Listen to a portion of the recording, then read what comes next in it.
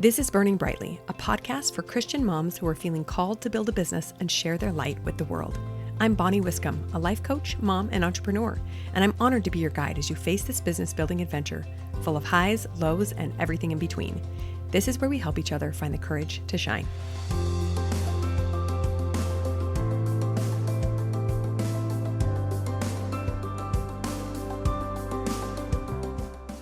Hello, my friends. Welcome back to Burning Brightly. I hope that many of you were able to register for and access our Life Coach Launch Codes Audio Summit because it has been so much fun putting it together. I had a blast interviewing 5 incredible coaches who help other business owners get clarity in different aspects of their business. And I learned so much. I think those of you who have already listened have probably learned a ton.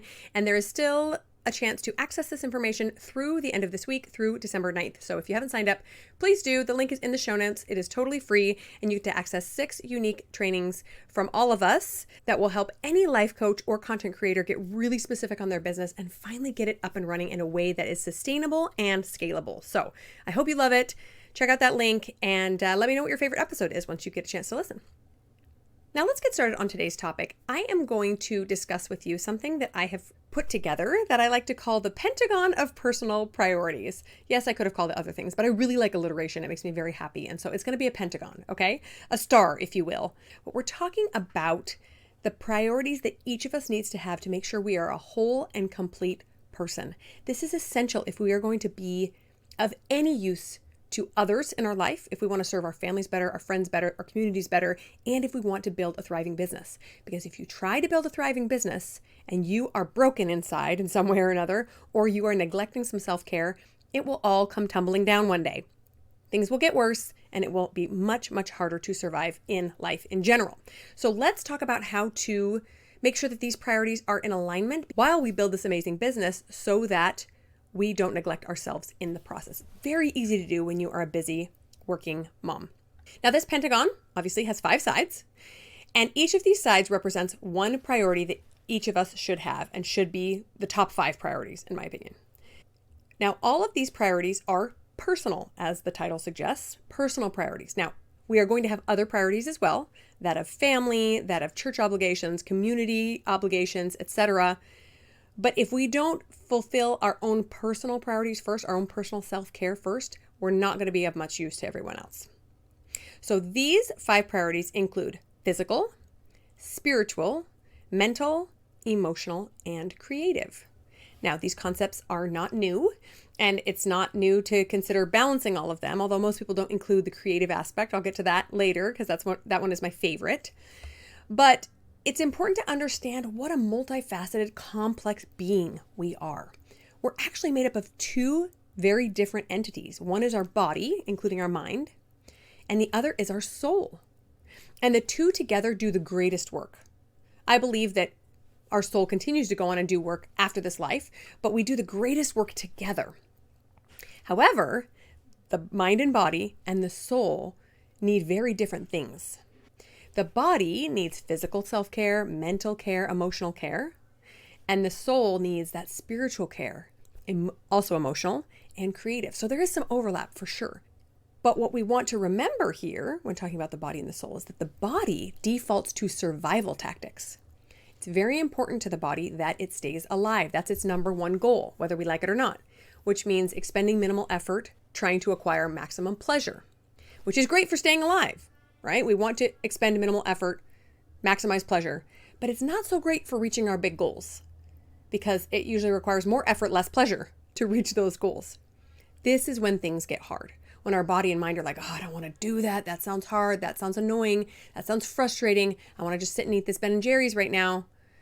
But that is the goal of this life, is to battle that natural man, that natural woman, and allow the soul to thrive with the body. So that's what we're going to be talking about today, is how to reach those goals while first taking care of ourselves. But here's my list of the basic physical necessities for most of our bodies. It looks like 7 to 9 hours of sleep. Yes, that sounds like a lot. And it's probably what each of us needs, even when we think we don't. It looks like 2 to 3 healthy meals each day. It looks like a daily shower and basic body maintenance, as in caring for our hair, our teeth, our clothes. It looks like some form of modest exercise. You might like to do more exercise than just modest, but it looks like some sort of moving your body. And it looks like some sort of outdoor time, preferably in the sun if possible, getting some of that sunshine. Now, we might notice that we're in a phase of life where we can't get most of these every day. That might be a clue that we're in survival mode. I know when I have tiny babies who are getting up in the middle of the night or require that 5 a.m. feeding, I'm probably not getting a lot of exercise. I'm probably not getting the sleep I need. Probably not getting a lot of outdoor time. I'm just kind of hunkered down inside, taking naps when necessary. That's survival time. Or it could mean that we just need to make some changes. Maybe we're not prioritizing these things, and we probably feel the ramifications of that. Now, I want you to think for a second about the idea that your body is your life's vehicle. So in order for you to live your life, you need a way to get around in that life. And that way that we get around that vehicle is our body, our physical body. If we do not care for this vehicle, if we don't give it the right fuel, the right rest, the right maintenance, it will cut our journeys short. That's hard to think about, isn't it? So caring for our body is not for us. It is a little bit for us, for sure. It is also for so many more people than just you. It is for your family. It is for your community. It is for your faith congregation. It is for the world. If you want to live in this vehicle for decades to come, you better start taking care of it. If you do not, your children will suffer. Your spouse will suffer. Your community will suffer because you will not be available to serve them. That might sound a little bit harsh, but I want us to be very clear that caring for our body is not a luxury. It is a necessity. And it is something that we owe to our families. We owe it to them to be around as long as we can and to do so in a healthy way so that we're not a burden on others as much as possible, obviously, because these bodies are just going to fall apart eventually. But we want to care for it as much as possible in order to maximize our impact and minimize the pain and suffering that we endure and that our loved ones endure. Now, why do we struggle with this? Why is it sometimes so hard to care for our physical body? Well, I think for most of us, we'd say that it feels selfish. Or we feel lazy. We don't want to. I might not make the time to care for my body physically because other things feel more important. Or maybe I just don't know how. Maybe I really want to eat healthier and I just haven't been taught that or haven't taken the time to learn. Mostly in my experience, it's because my priorities are a little bit out of whack or I'm just feeling a little bit lazy. I could exercise, but it's dark outside, or it's a little bit cold, or I don't know what to do, or I'm a little bit tired. So ask yourself, why do I struggle consistently with this? Maybe it's the sleep. Maybe it's that you don't get outdoors very often. Maybe you just like to skip showers because it sounds cold in the wintertime. But where do your physical self-care struggles manifest and how can you overcome those? So here's a few tips for mastering it. This is how we're going to break down each one of these priorities. What it is, why we might struggle, and how we're going to master it. So how we master physical self-care is coaching, always. Coaching is going to be the answer for how we master every one of these, okay? But ask yourself, why do I not do these things? Why do I maybe not want to do these things? Am I telling myself it's a selfish desire to go for a walk or take a nap? Am I maybe not communicating to my family that it is a priority?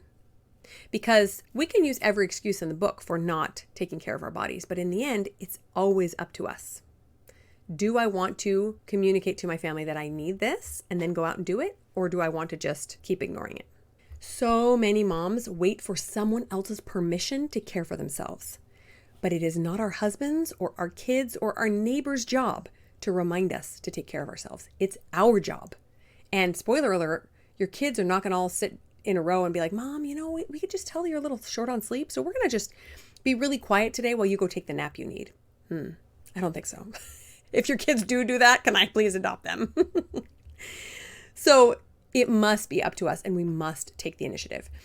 I actually really like, this might sound weird, I really like when my kids get upset when I go running or when I stop to feed myself a solid meal before granting their every whim, because I think it makes them feel some discomfort and acknowledge that life is not all about them. Any kid that thinks life is all about them is going to have a rude awakening when he turns 18 and moves out of the house.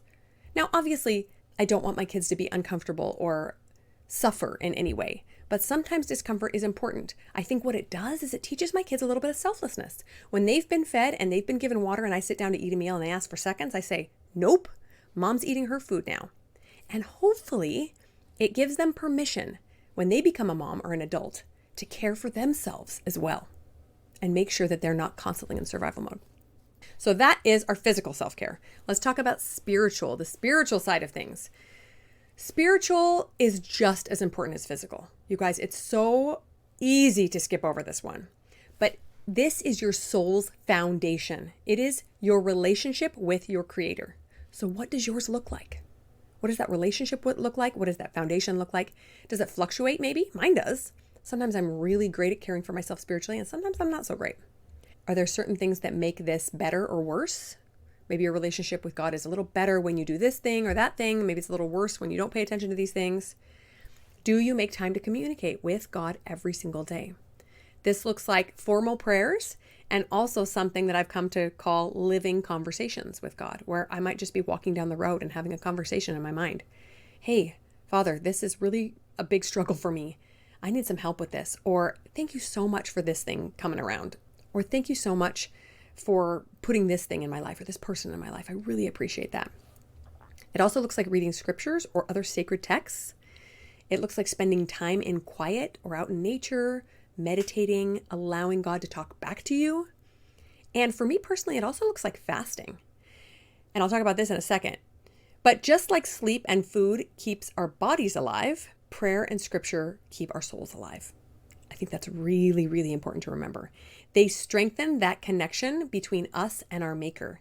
And we all know that that gives us the strength we need when life starts to fall apart, or it just continues to lead us in the right direction when we don't know where to go, when maybe we're feeling a little bit confused. So like I said, I consider my spiritual health to be just as important as my physical. However, it is a little bit harder for me to remember to nurture it just like I do my food every single day. So the reason I included fasting is because I believe it's very important for us to strengthen the soul to ensure that the body doesn't take over. So like I mentioned before, the body is mostly focused on survival. It's going to try to do things that keep it from expending a lot of effort and maximizing that pleasure. That could look like addiction. It could look like doing things that are going to harm our soul because our body likes the way it feels. So fasting is one way that I remind my body that the soul is in charge. I don't do it a lot. I do it once a month for just a couple of meals, but it's uncomfortable. It makes me hungry. I don't love it, but it is an opportunity for me to remind my body that it is not the master, it is the servant. So I would encourage you to try some practice that will deny the body in favor of the spirit every now and again, just to remind the body who's in charge. You can access some really great spiritual power this way. It could look like the New Year's coming up. It could look like going off of sugar or Instagram or something that you know your body goes to for comfort instead of going to God. What is something that you can implement in your life where you will deny the body a pleasure in order to tap into more spiritual power? It's a pretty awesome challenge. Okay, so why do we struggle with spiritual self-care? Well, life is busy and the world does not prioritize spiritual things. I don't know if you noticed. Not a priority for the rest of the world. The soul needs rest and it needs quiet in order to commune with God. And we just do not make a lot of time for that. There's not a lot of rest and quiet going on in my life, especially if I let things just kind of steamroll me. It can be really easy to go a long time without checking in with what your soul needs and with what God is trying to tell you. So how do we master this spiritual priority? Well, first we have to decide that we want it and then ask ourselves why. And it can't just be for selfish reasons, although that's a good place to start. I just want to feel better, or I just want to feel more peace. But I personally choose to make my spirituality priority because I want to show God my dedication and I want to grow and improve in everything I do, all my roles, all my relationships. I know that prioritizing my spirituality will improve me across the board. Another way I master this is that I try to spend time being with or even just listening to those who are spiritually strong and that I see as stronger than I am. When I listen to podcasts or books or any other sort of content consumption, I try to balance the worldly side of things with those that will strengthen the soul. And I try to allow myself to be inspired by those who walk higher spiritual roads than me. And there are a lot of them. I guarantee you probably know some of these people or you follow some. Incorporate their knowledge and insights into your life and then ask God how you can incorporate it more into your own life. A final tip for mastering this spiritual side of things is to write down any spiritual experiences you have. Do you have an experience where you felt really close to God? Do you have an experience where you felt He was telling you something or showing you something? Write it down. And this can help our brains to never forget how important this side of our priorities is. Okay, so let's move on to mental. Now, technically, our mind is part of our body. We could argue that body self-care also cares for the mind. But there's an additional aspect here because our mind controls everything that we do, think, or say. Because of that, we might actually argue that it's even more important than our physical self-care. We can't even brush our teeth without thinking that we want to. So it's kind of like taking care of the computer that will then make the robot move, the body being the robot. In coaching, we learn that there's actually nothing that we cannot accomplish by harnessing the power of our mind. Sounds a little woo-woo, sounds a little crazy, but we know it's true because we've seen people do seemingly impossible things because they had the mind power for it. Our brain is also, frustratingly enough, responsible for all our suffering and misery. Yes, all of it.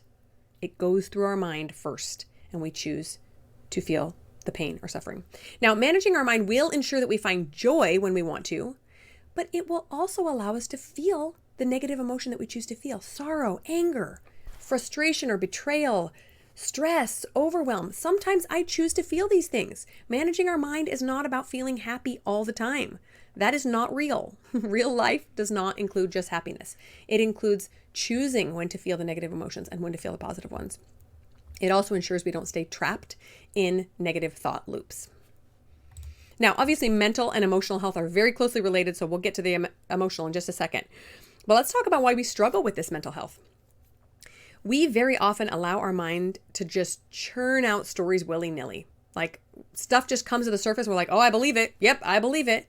And we don't try to manage it.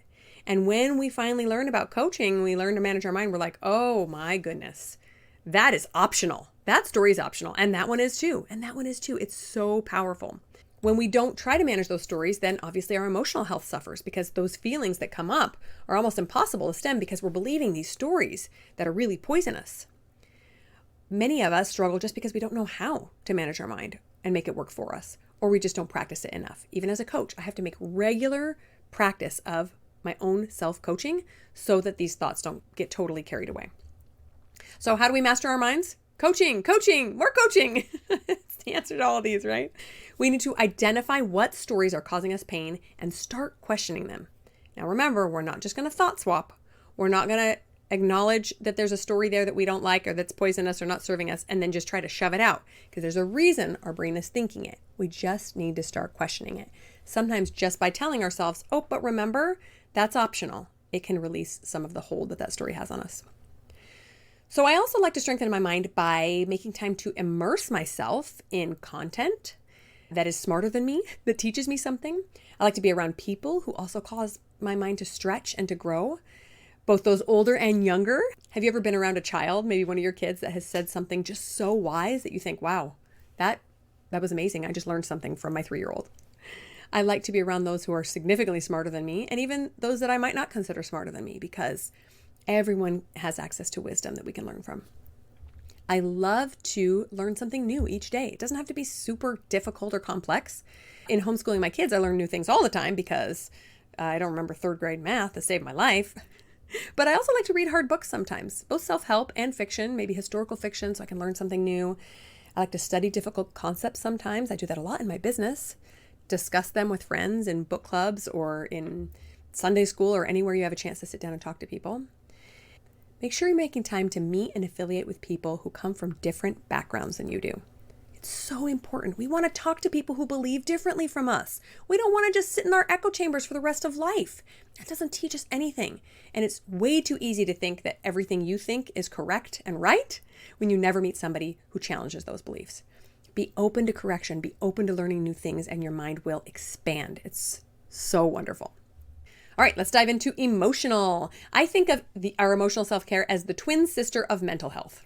Emotional health, mental health, twins. We know how closely correlated they are when we dive into coaching. If we cannot manage our mind, we will never be able to manage our emotions. Never. Those who struggle with feeling a lot of runaway emotions, like emotions they can't control, maybe they struggle with victim mentality or excessive worry or anxiety. Now that this is barring a mental illness, just regular folks. They generally just haven't learned to manage their mind yet. And this is something I struggled with for many years. I was a very emotional person, and not in a good way. I would just allow negative emotions to wash over me and kind of cripple me because I didn't yet know how to manage my mind. In addition, however, to the emotions created by those thoughts that we're talking about, we also have a nervous system and we need to care for it. This is very closely tied to our physical well-being. When we're feeling run down or in survival mode, our nervous system tends to act up a lot more often because it thinks we're in danger. We're not sleeping, we're not eating, we're not resting as needed. So watch out for that. There are 3 main steps in order to kind of check the health of your nervous system. The first one is check your emotional status. Ask yourself, I'm not feeling so great right now. Is it because I feel unsafe? Do I feel safe right now? Am I actually physically safe? And if so, why am I not feeling safe? Did something trigger this? Did somebody say something? Did my circumstances trigger this in some way, right? So check the status and then regulate your nervous system. If you find it dysregulated, you need to work on some breathing, work on your physical comfort. Sometimes it just takes curling under a blanket, breathing, slowing your heart rate. You can co-regulate with another person. Ask your husband for a hug or your kids for a hug, and then get some rest. Make sure that your body has the capacity to recover from a dysregulation like that. And then finally, be aware of boundaries that might be crossed. I just did an episode on this, number 34, about boundaries. If your boundaries are constantly being crossed, and there are lots of people and situations coming up who are causing you to feel unsafe, giving you that nervous system response, it might be time to enforce those boundaries. Now, of course, this is not permission for us to avoid anyone and anything we don't like. Like I said, we don't want to be in an echo chamber and only ever interact with people that make us feel warm and cozy inside. But we want to avoid active trauma. If there are certain things or people that cause us to react in this certain way subconsciously, then we might want to take a step back. Be very aware of how your nervous system is reacting to certain things. And then also emotionally, we need close relationships. This is something I see a lot of men in my life struggle with because societally, here in the West, it's not very culturally appropriate for men to have very close relationships. Girls can walk down the street holding hands and hugging and nobody thinks anything of it, but men don't do that. And I think it's really unfortunate because I think lots of times because of this, they miss out on close friendships that they could otherwise benefit from. So please make sure you have close relationships outside of your immediate family, close friends, neighbors, other extended family members. We also need to make sure we are developing good conflict resolution habits. Like I mentioned, when we are trying to improve our mind by associating with people who don't believe the same as us, then we need to understand how to keep the conversation from deteriorating into conflict. And if it does, how do we resolve that conflict peacefully and lovingly? We don't want to bury problems, but we also don't want to rehash them unnecessarily. We want to address them and then we want to move on with love. Also, watch out for, when you're looking at your emotional self-care, watch out for excessive negative emotions or behaviors. If you're constantly feeling stressed, or you're constantly feeling angry, or you feel contempt a lot of the time, or a lot of impatience, that might be a clue that something is not quite right. Might mean your nervous system is kicking up in arms a little bit more often than it needs to. It might mean that your mental or physical health is not being taken care of. So just watch out for those emotions, those negative emotions that tend to override you over and over and over again. So why do we struggle with our emotional health? I think it's pretty obvious. It's easy to know what our physical body needs to be healthy, but our emotions are trickier, and many of us just have not been educated in how to take care of our emotions. We're not taught these skills, and very often we were raised around or with or by emotionally immature or unhealthy people that didn't know how to manage their own emotions. It's not their fault. They weren't taught it either. But it's time to stop that cycle. It's time for us to learn and to teach our own children how to manage their emotions. So how do we master this? Hey, guess what? I'm going to say coaching.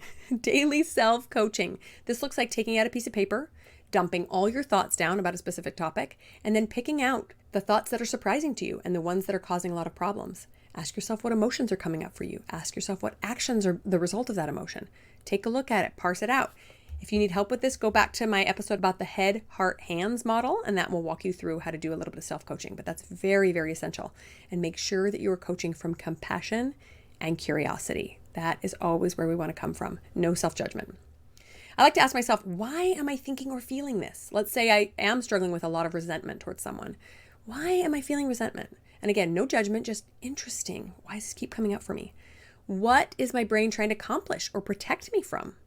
And how can I learn more about this? How can I extend myself some more compassion?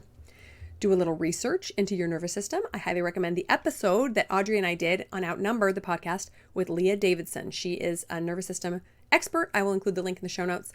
That episode is phenomenal and taught me so much about this really critical part of our bodies and minds that helps to keep us safe and how it can often run amok if we don't watch out for it. Again, make sure you are practicing that compassionate curiosity towards yourself and any weaknesses that come up when you coach yourself. Please don't use self-coaching as an excuse to beat yourself up. That will only make you more miserable. Okay, finally, let's talk about creativity. Being creative is absolutely a pinnacle of our self-care, and I'll tell you why. Well, this is my favorite one, just for the record. I think it could also go under mental or emotional, but I think it is a very unique and essential way of taking care of ourselves because our creativity is an inheritance from the Creator himself. I truly believe that the great Creator of the universe instilled in each one of his children a spark of creativity. And if we ignore it or we claim that we don't have it, I think that's doing ourselves and the whole world a disservice. I think women in particular are extremely creative. And when we tap into these creative powers, we draw closer to God. I've absolutely felt that happen when I have tried to be more creative in my life. Now, some creative pursuits that we see other people do and I might be a little envious of can be grandiose and life-changing, right? Like having a baby, changes your life, and creating another human, like talk about the epitome of creativity. Writing a book or building a house, huge, grandiose creative pursuits. But some are so tiny and might seem like they don't matter at all, but they help us grow nonetheless. Things like making a meal. How many times do you do that? Well, I'm supposed to do it, like 21 times a week? I don't do it that often. But when I do and I put in some creative effort, it feels so amazing. Sometimes just putting together an outfit makes me feel so creative. Like, oh my gosh, I love how this is going together. Painting a wall can make you feel creative, or making a gift for someone. What if instead of looking at our gift list during the holidays as an obligation and this big job, we looked at it as a way of expressing our creativity to our loved ones? Now, why do we struggle with creativity? It sounds so fun. Well, many of us just are really addicted to this story of I'm not creative. Maybe somewhere along the lines, 4th or 5th grade, somebody told you your drawing of a horse looked like garbage and you chose to decide, well, I guess I'm not creative. Or we don't consider ourselves artists or musicians, ergo we're not creative. Spoiler alert, we're all creative, not just artists and musicians. Very often we don't value creativity. We might think it's not important. What's important is getting the laundry done. Or we think that some of the things we do aren't creative. Well, I'm here to change your mind because 90% of what we do is probably creative. So how do we master creativity? Well, the definition of creativity is to bring into existence. How many times do you bring something into existence? Like all the time? Clean clothes? A meal on the table? A new hairdo? Or to produce through imaginative skill. So think of all the ways that you could produce something through imaginative skill. I like to start asking myself how I can bring more things into existence. Can I take a picture today? Can I make a bracelet? Can I try a new combination of spices in my dinner? Can I make up a story to tell my kids at bedtime or make a new friend? Throw a party or do a craft? Can I share a new idea with someone on Facebook? Or can I start a book club? So many options. Tapping into our creativity brings us alive in so many ways. Lots and lots of moms talk about losing themselves when they become stay-at-home moms, which just breaks my heart. But I think a lot of this has to do with losing a creative outlet, or again, not considering the things we do to be creative. Without a job outside of our home that requires us to create new ideas and problem solve all day, we can very often forget how creative we are. And it just feels like we're doing the same thing over and over again. All the same laundry, all the same dishes, all the same sweeping the floor. It can be very frustrating. But it really just requires a mindset shift. There are so many options for creativity, even as stay-at-home moms. And as business owners, obviously there are so many more opportunities for creativity. You know, what's interesting is I love to sew. I had a sewing blog for years. I made tutorials. I made cute things for me, for my kids, for my home. But since starting my coaching business, I have had less and less need to sit in front of my sewing machine and to sew. I still enjoy it every now and again. But what's interesting is it was my sole creative outlet for many years. And now that I have this business, I don't need it as much. But I think we all need something. So if this is something you struggle with, if you don't regularly feel a solid sense of contentment in your life or fulfillment, then start a little journal about creativity. Ask yourself, what does bring me alive?